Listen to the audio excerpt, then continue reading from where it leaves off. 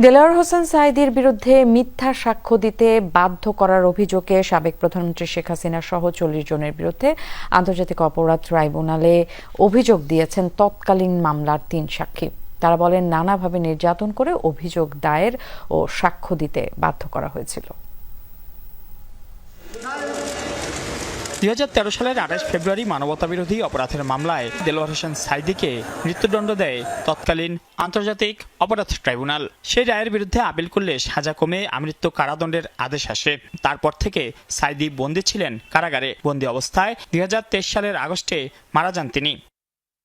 মৃত্যুর 2 বছর পর বুধবার আন্তর্জাতিক অপরাধ ট্রাইব্যুনালে হাজির দেলোয়ার হোসেন সাঈদীর বিরুদ্ধে অভিযোগ ও সাক্ষ্য দেয়া মুক্তিযোদ্ধা মাহবুবুল আলম হাওলাদার, মাহতাবউদ্দিন ও আলতাফ হাওলাদার। ট্রাইব্যুনালে তাদের নতুন আর্জি জোর করে সাঈদীর বিরুদ্ধে মামলা দায়ের ও মিথ্যা সাক্ষ্য দিতে বাধ্য করা হয়েছিল তাদের। এ বিষয়ে তারা সাবেক প্রধানমন্ত্রী শেখ হাসিনা সহ 40 জনকে আসামি করে আন্তর্জাতিক অপরাধ ট্রাইব্যুনালে অভিযোগ দায়ের করেন।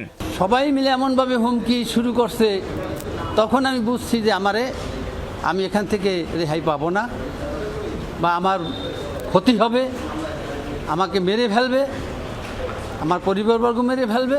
থানাউল্লাহ এডিশনাল আইজি তখন সে বলে সাক্ষী দিতে বয়স কি না ওকে আমরা বুঝবো ট্রাইব্যুনালে, তোমার সাক্ষী দিলাম। সে অনেক ধরনের গালাগালি আমাকে বেলাড়ি বাস্টার্ট করে গালাগালি করছে, অনেক সময় হুমকি দিয়া, অস্ত্র ধরাইয়া, পিস্তল ধরিয়া এই সমস্ত করে। পরে তাদের আইনজীবী বলেন, রাজনৈতিক উদ্দেশ্যে দেলোয়ার হোসেন সাঈদীকে ফাঁসাতে মিথ্যা সাক্ষ্য তৈরি করে আওয়ামী লীগ সরকার। বলেন, সাক্ষীদের মাথায় বন্দুক ঠেকিয়ে সেফ হোমে নিয়ে নির্যাতনের পর মিথ্যা সাক্ষ্য তৈরি হতো।